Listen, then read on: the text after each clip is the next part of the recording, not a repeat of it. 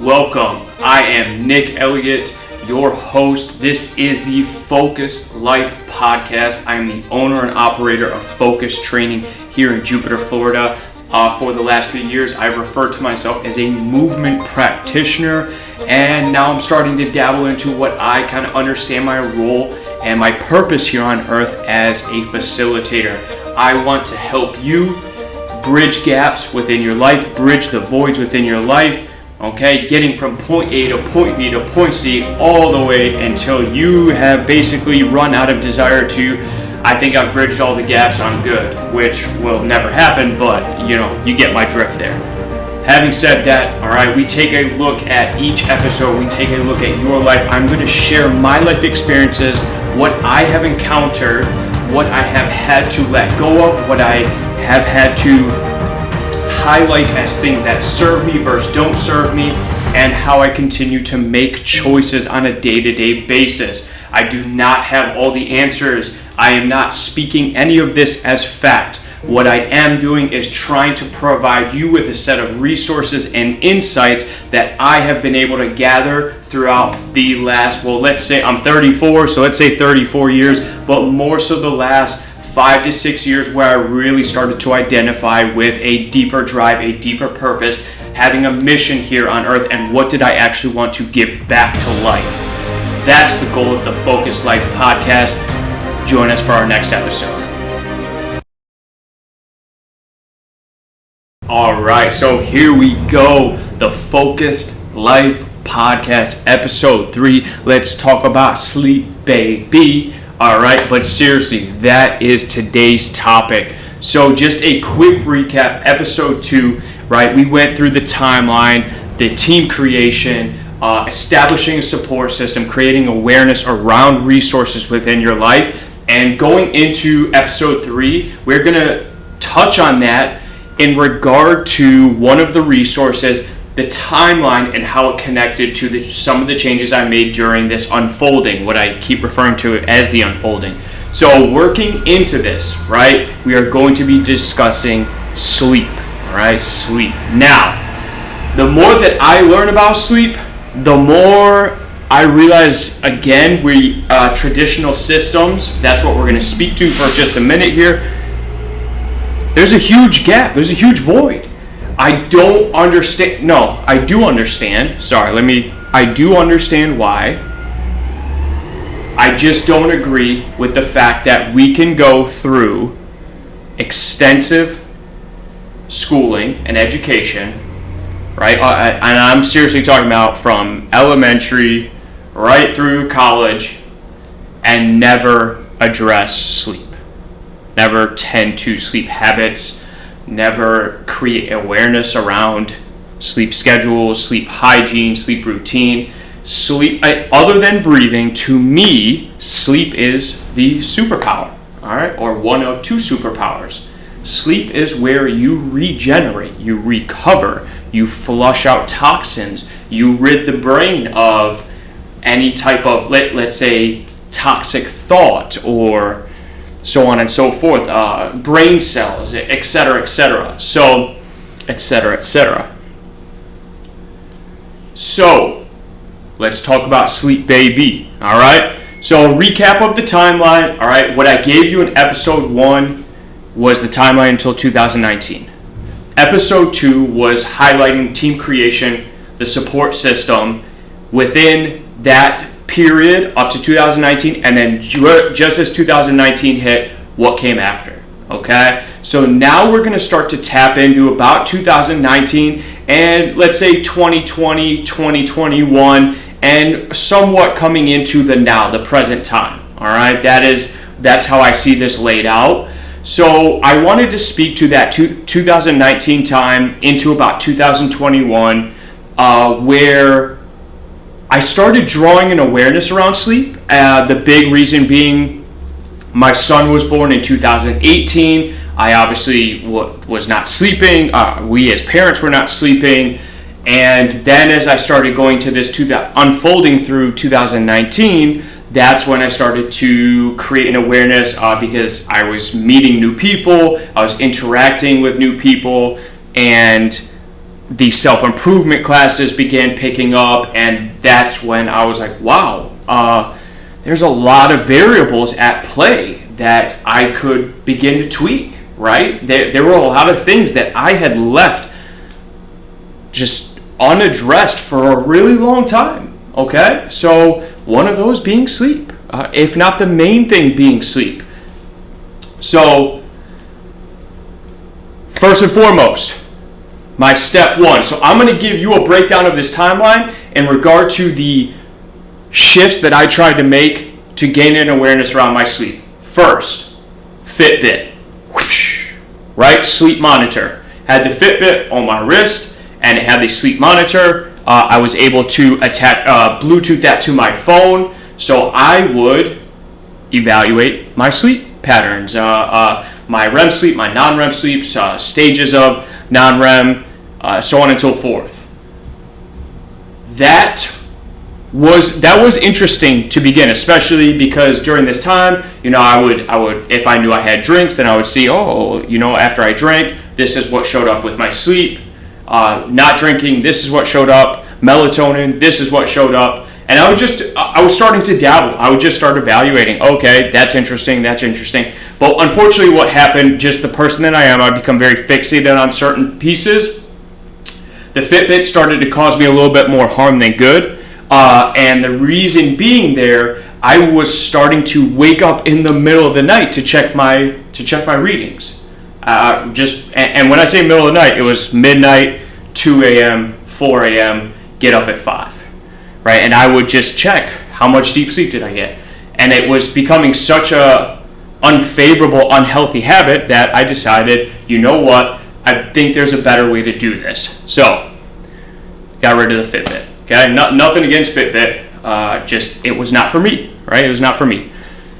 Went on to the next piece. Like I said, melatonin was involved. I was trying melatonin just to try and get to sleep, stay asleep. How long did I stay asleep? Same kind of concept there. The more melatonin that I took, the greater my tolerance built, and then it got to a point where it was like, I need more melatonin. So I put that to the side, right? I realized that was more of just your standard Band-Aid approach. You're not sleeping well. Take some melatonin. Okay. On to the next. I never stopped smoking weed, so at this point I was already doing it. Smoked weed for 15 years, about 12 years. This was actually when I decided to stop smoking weed, which is the funny thing, right? Most people start smoking weed or using gummies or whatever before sleep. My sleep was just getting worse. It was just getting worse and worse. And when I say that, I mean the frequency of which I was waking up, the way that I felt in the morning, the thoughts that I was having, so on and so forth. I was getting sick a lot. I realized I was a mouth breather when I was sleeping. Like, so many things were happening where I'm like, look, whatever I'm doing, my lead indicators, the pieces that I'm actively putting into play, my actionable steps, are not equaling a good outcome. I'm still struggling. So I put weed to the side. I was like, I'm done. And by the way, that was like one of the greatest decisions I ever made. It's been 5 years now without smoking, and it changed my life. So that I just view that as a Band-Aid approach. Those people who say that they need to smoke or use marijuana for sleep, that I view that as a Band-Aid approach. Right, same as the melatonin. Same as sleepy time teas, etc., and so on and so forth. So then that next piece, so this was all kind of like interlocked, right? I'm trying these new things with the Fitbit, I'm trying the melatonin, I was smoking weed to help, right? And what I realized was happening that during this time, well, I didn't realize it at first, but during this time where it was trial and error for sleep, right? There was this recognition that I was still really tired each day. So I ended up compensating by caffeine intake.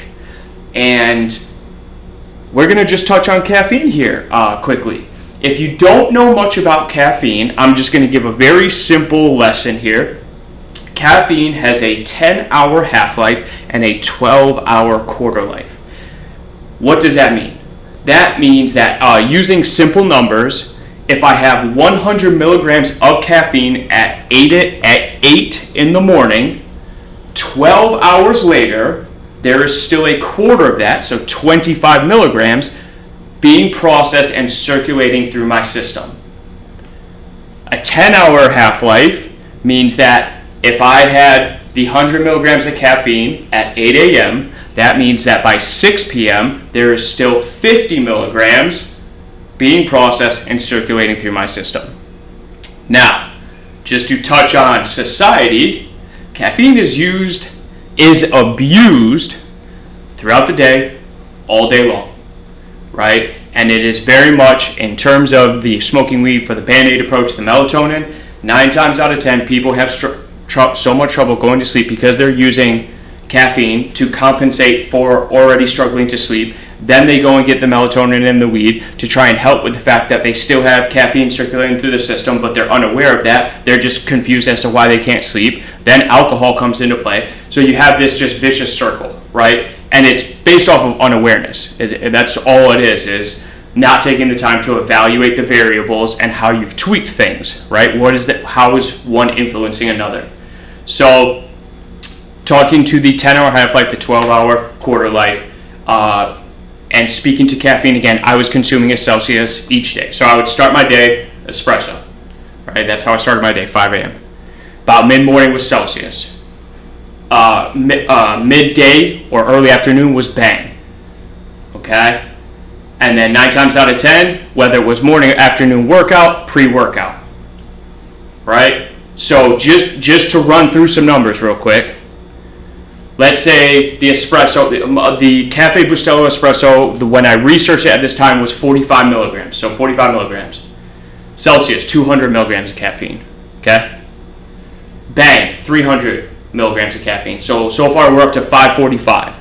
Pre-workout was anywhere from 200 to 300 milligrams of caffeine, right? And so you're looking at, on an average day, I was consuming 800 milligrams. Sometimes on the days where I convinced myself I was so tired, I'd go get an extra. Sometimes a Red Bull, sometimes a Amino Energy, whatever it was. If there's another 100, 120, 160 milligrams, sometimes 1,000 milligrams of caffeine in a single day. The body does not need that. I'm telling you right now, the body does not need that. That's from my experience, right? Well, you can do your own research on caffeine and caffeine intake, and right, because there needs to be context. We're speaking to sleep. The body does not need 1,000 milligrams of caffeine a day in order to get sleep, okay?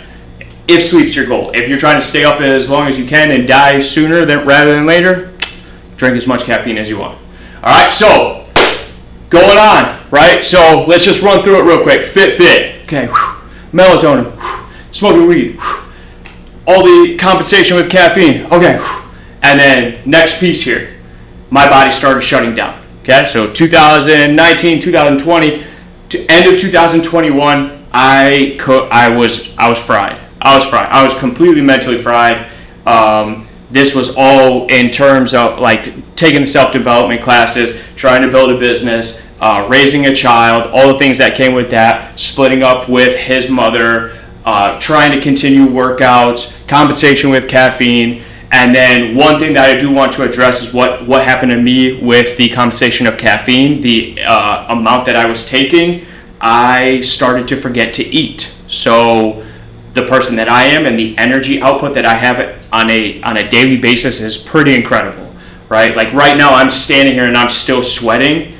That's every day, all day long. I need lots and lots and lots and lots of food. I eat a lot. And the more caffeine that I drink, I basically, I'm resistant to eating. I just forget and I just keep going. My body convinces itself, based off the caffeine, that I have enough store. I have enough storage, enough fuel to keep me going. And that is not really the case. At least for me, it was not. So, end of 2021, boom, body shuts down. And what do I mean body shuts down? I'm just going to run through this real quick because it is in the past. I have made the changes that I felt necessary, and I believe that I am on a much better road. So, body shut down, fevers, felt like my muscles were tearing, felt like my bones were breaking, dizziness. I was unable to stand all the way up. I had to kind of hunch and like almost crawl around. My eyes were lagging, so as I would turn my head from one direction to the other, then my eyes would follow that path. After a few moments, there would be like a clarity of vision. And then eventually it got to the point where extremely nauseous, like I said, the fever. This would happen over a day. Over the course of a few days, my body would just continuously go into this shutdown mode. And eventually, where I just couldn't stand up. I couldn't walk. Sitting was excruciating. Everything in my body was screaming at me. Was absolutely screaming at me. Urgent cares, doctors, neurologists. Just they all said their things. I have a lot of trouble just taking someone's word and being like, oh, that's it. That's all I need to worry about. No. So I went, and after getting feedback from them, I went and started to make changes myself. First thing being, I did a full panel of blood work, and that was revealing enough for me to get started with this process. The full panel of blood work came back. This was in April 2022. I did this full panel of blood work, and it came back and anemic, deficient in almost every single vitamin, and there were a few other things on there that really I just took into account as like, okay, time to make changes, like time to make changes again, and we're literally speaking to just 2 years ago now.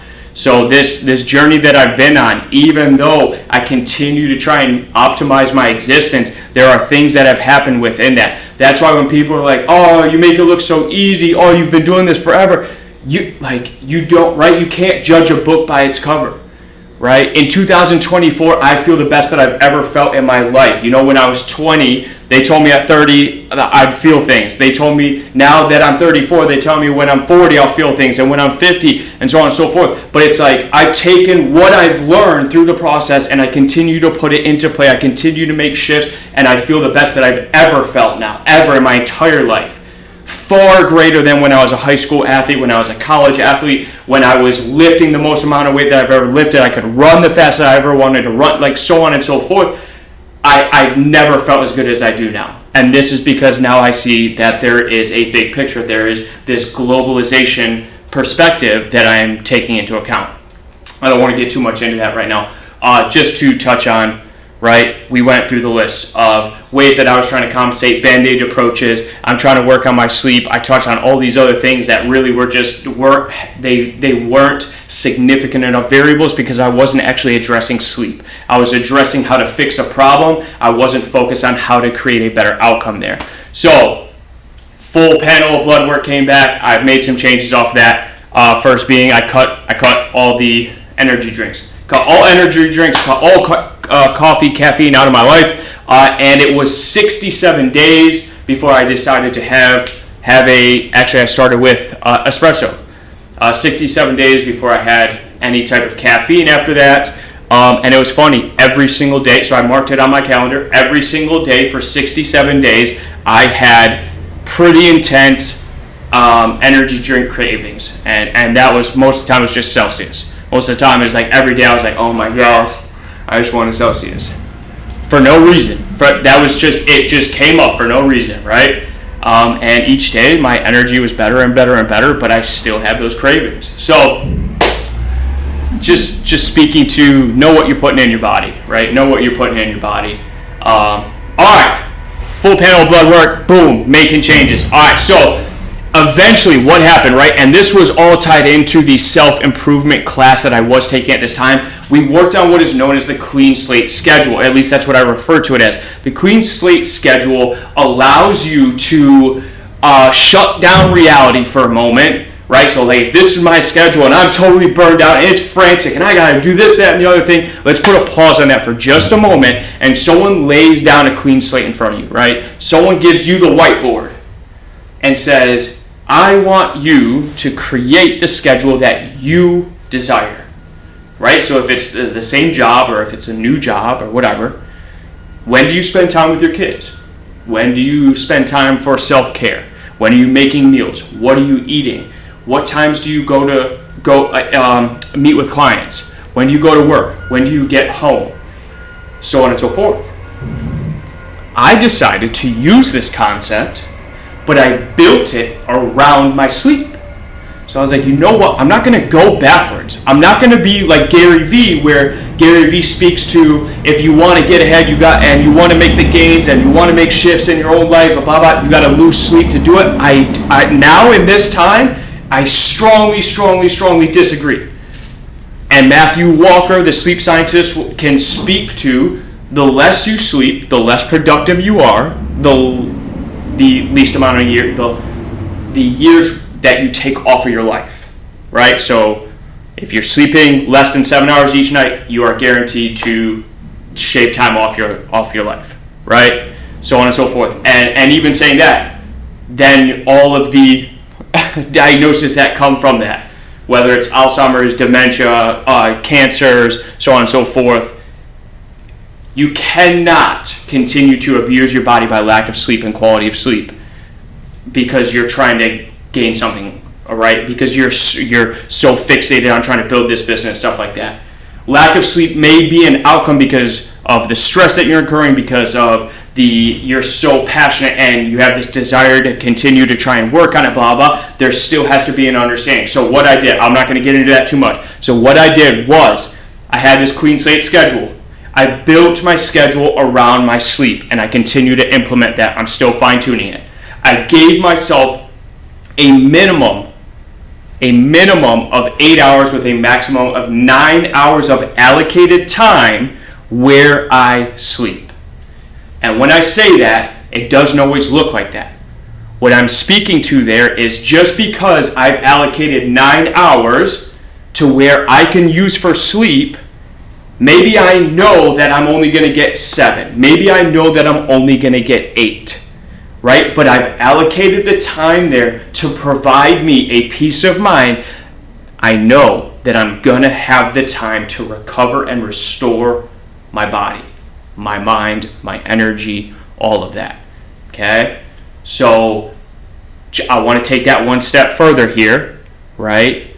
That allowed me to then look at my schedule and know every day, okay, Nick, you are going to sleep 8 hours, or you have 8 hours of time for sleep, right? Now, you are more than likely going to wake up and have a better energy. You're going to be able to show up better for your clients, for your children, for your family, so on and so forth.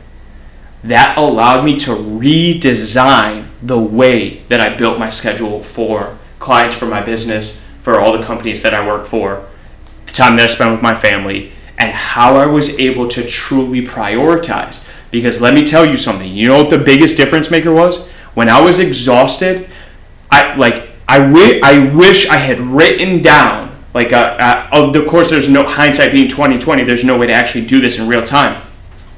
I wish I had a list of the decisions that I made and the way that I tried to solve problems when I was sleep deprived versus not being sleep deprived, and trying to allocate that time and prioritizing that time for rest and recovery as a non-negotiable, and see the decision, the actions that I took from that. My life has totally transformed, and that I give that to sleep. So, okay, build a clean slate schedule, right? So on and so forth. So pieces that I started to put, once I established that, once I realized and saw that laid out, I legitimately drew this out on a whiteboard, an enormous whiteboard. I was like, here's my sleep, boom. Okay, what does the rest of my day look like? And I did that for every day of the week, even the weekend, and I just worked through months like that, okay? So then I started thinking, okay, how am I actually going to do this? I've written it down. How am I going to hold myself accountable? So these are actionable steps that I want you to consider if you are seeking better sleep. The sleep mode on the phone, on your iPhone, or I don't know if Android has it, I assume they do, on the iPhone, right? My phone shuts down at 8:45, right, with the notifications not even come through at 9:15, so it goes into just like a dark mode. It wakes up at 5:15, okay? That has been phenomenal for me because, right, we all have a tendency to stay on social media, to answer texts and emails, answer calls, whatever it is, and continuing, and it infiltrates and inhibits our ability to actually start shutting down into the night. My phone does that automatically. I mean, most nights I set it down, right? Most nights I set it down and I don't touch it, and that's that, which has been absolutely incredible for my health. Absolutely incredible. Okay, so that's one. Second, I switched to mouth tape. Or when I say switch to, I realized I was a mouth breather at night. I was sore throats all the time. I was constantly sick during these years, during this timeline. And it was like my snoring. My wife started telling me, hey, you're snoring a lot. And so I kind of like, you know what? This is interesting. Mouth tape. Boom, right? I made that shift over a year ago now to mouth tape. And let me tell you again, incredible. Just the way that I was waking up and the clarity of my nasal passage, the way that I was breathing it just feels so much better. It feels so much better. Now, I do want to disclose that even I use mouth tape. I've been using it for over a year, but things have shown up within that time frame where I think that the reason some of us are mouth breathers versus nose breathers, the mouth tape is still a Band-Aid approach. I'm gonna admit that, even though I use it. And the reason why is because I still, on certain nights, if I'm really tired or just, I think it happens more so when I'm just really worn out, I will still snore through the mouth tape. So I think that there could be some type of limitation with my soft tissue, my tongue. My tongue is not able to go to the roof of my mouth when it closes. So if you don't know much about that, once your mouth closes, your tongue should go to the roof of your mouth. Okay, and that's why we have certain therapists, meaning CFTs or specialists, that can address the soft tissue that really works through this. They check the brainstem from occiput down to the sacrum, and they kind of see how it's all interconnected. And that sometimes people who are mouth breathers or have the really tight face, the small mouth opening, the cramped teeth, it's not because you are born, like you have this dysfunctional jaw. It's most likely because you have so much tension built up in this area, maybe stemming from here, maybe stemming from lower than that your body is in a more restricted position. So you're at the end of the night, instead of being able to close your mouth through all this tension, it gets pulled open. So if you didn't see what I just did because you're listening, just think about your mouth being open and the bottom of the jaw is being pulled down towards your belly button, right? As opposed to you being able to close your mouth at night when you're unconscious of the actual position that you're sleeping in. All right, so having said that, moving on, okay? So mouth tape, huge shift for me. I will ultimately address, I think, some other things that may be showing up there with my dentist to begin with. And then shutting down electronics. This was from, so I'm going to hit on a few points from Matthew Walker, the sleep scientist again. He discusses the shutting down the electronics 1 hour before bed. So the incandescent light bulbs, and then of course all your blue light in your home, shut it down. And I mean, funny enough, I already did that. I just don't like light like that at the end of the night. I'd rather have the sunset than I would actual light in the home. So we do that. We do that in my home. We shut down the lights, and that definitely helps. We try not to be on the screens for too long, before kind of leading up to bedtime.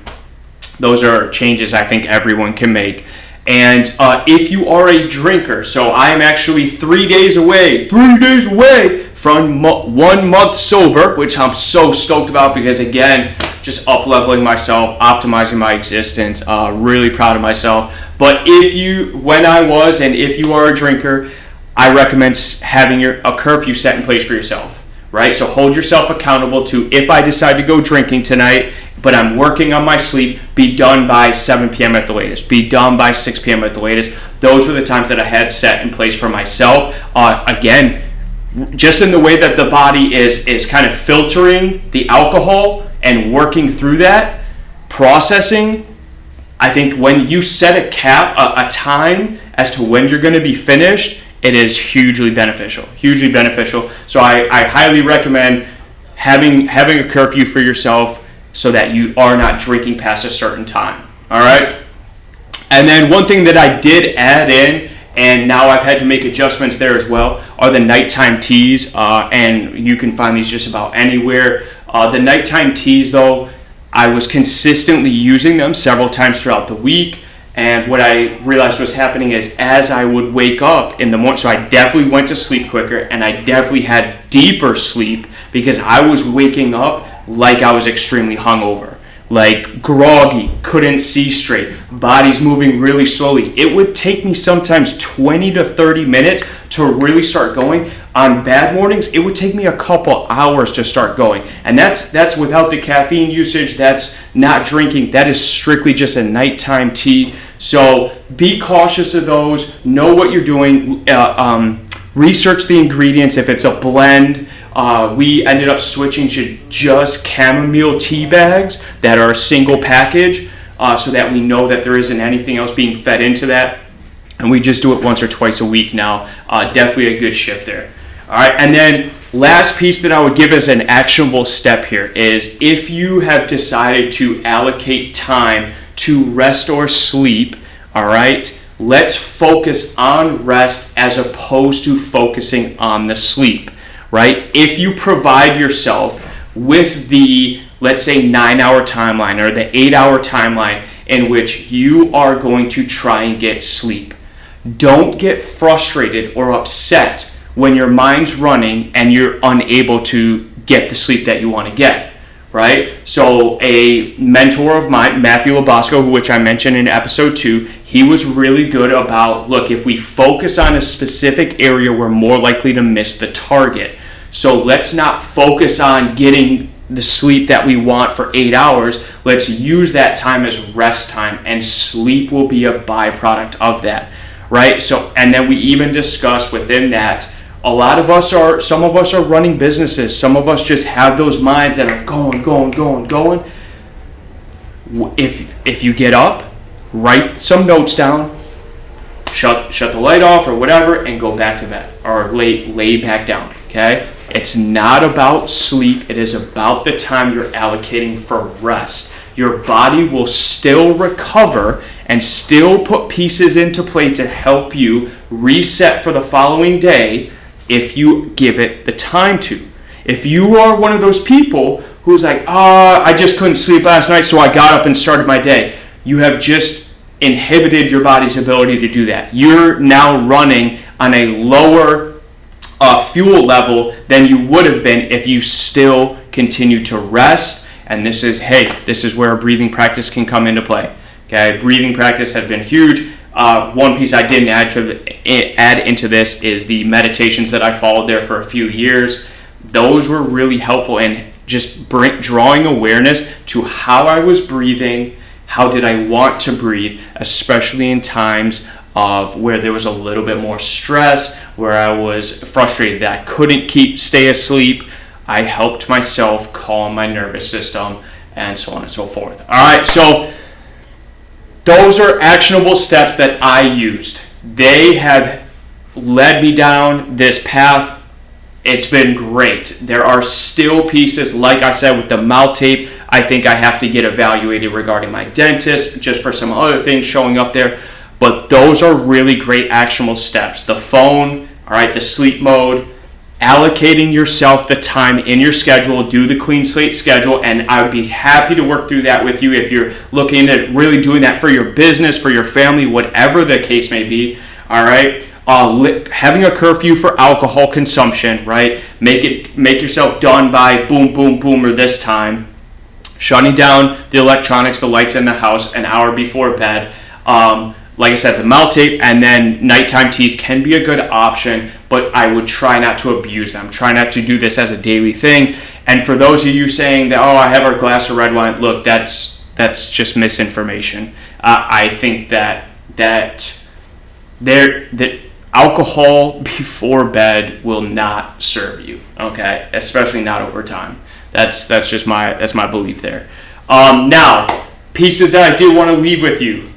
Matthew Walker speaks to these. I've used some of them. That's why I'm going to highlight them. Not just because some guy says them and he knows all this facts, blah, blah. Matthew Walker, the sleep scientist, speaks to regularity, okay? Go to bed and wake up at the same time every day, no matter weekday, weekend, holiday, whatever it is. I am a huge believer in that. I have done that for years now, and it has helped me build that schedule, right? It has helped me understand, okay, this is what I'm going to be doing and getting from this time. Now I'm going to go and use this, right? As opposed to, well, it's the weekend, I'm going to sleep in and I'm going to stay up a little bit later. Oh, it's the weekday. Oh, man, I'm so tired. And build consistency, right? There are little pieces that you can add into play. Build consistency, regularity of sleep. Go to bed at the same time every day. Wake up at the same time every day, no matter the occasion. Okay, moving on, right? We already talked about the switching off the screens an hour before bed. And the other thing that I find really interesting that I'm still dabbling with is the temperature control. So temperature, keep it cooler in the home at night, right? Everyone, I think, agrees that you sleep better in a cooler room than you do a hot room. So keep it cooler at night in the room. And also, if you want to almost trick the body into this type of sleep mode where melatonin can start to kind of produce naturally, take a really hot bath or a really hot shower, and then you get out and there's this massive thermal dump of heat, and your body's temperature plummets. All right, your core body temperature plummets, right? So you go from really hot on the skin, on the superficial layers, to core body temperature drops down. And it can actually help you fall asleep and sleep a little bit better. So speaking to the quality of the sleep there, okay? Now, one thing, your brain does need to drop 2 to 3 degrees in temperature, Fahrenheit, 2 to 3 degrees Fahrenheit before you sleep or going into sleep, right? And this will also affect the melatonin production. If you are someone who is staring at your phone or staring at some type of screen right up until you go to sleep, more than likely your brain is not dropping that temperature. More than likely it's still running, it's still hot, there's still immense amount of blood flow because you're stimulated. Okay, so I would take that into account, and I would consider those pieces. All right, so that is what I had for today. That is the sleep overview. That is how sleep has really shown up in my life, and that is the awareness that I wanted to create around sleep. Now, like I said, this is an ongoing process, just like everything that we're going to touch on through this podcast is an ever-evolving, it's a living document, it's a living, breathing awareness that I try things out for weeks at a time, for months at a time, and I see what happens. And what I have come to is I cut out alcohol, right? I cut out the FitBit, I cut out the melatonin, I cut out the drugs. No more smoking weed, right? And I started to see a much, much more productive version of Nick, a much more aware, a much more supportive Nick. I started to see that unfolding really taking place, right? I wanted to optimize my existence. I wanted to be able to give back to life as opposed to life trying to give to me or life happening to me. I wanted to be in control of what I was providing or how I was influencing. You can't really do that. You will convince yourself you can, but you can't really do that if you're not sleeping, right? Quantity and quality, okay? The sleep deprived human, and just for something to chew on. Because when I heard this, I was like, oh man, Something to chew on. We are the only species that intentionally sleep deprives ourselves, right? Why? Why do we do that? Okay? So I chose to stop doing that. I want to live a full life. I want to be there for my friends and my family. I want to be there to exist and to enjoy my body. I can't do that if I'm not sleeping. All right? So that is the sleep talk. Let's talk about sleep, baby. That is it. Please leave me feedback. All right? I know this is something that we have all interacted with or all had frustration around or all tried to manage, whatever it may be, right? Because at the end of the day, lack of sleep is going to lead to obesity. It's going to lead to food choices. It's going to lead to certain diagnoses. Certain diseases will show up. Your body will not be able to work on the cardiovascular system. The way that your patterning happens and how you solve problems will be inhibited, and so on and so forth. Like the list of things that are correlated with sleep deprivation, it's not fun. It's not fun. So I mean, right, we all have those party years, I guess you could say. Once you feel like you're done with it, don't question it. All right, take that next step. All right, this is the Focus Life Podcast. Thank you for joining. Thank you for discussing sleep. See ya.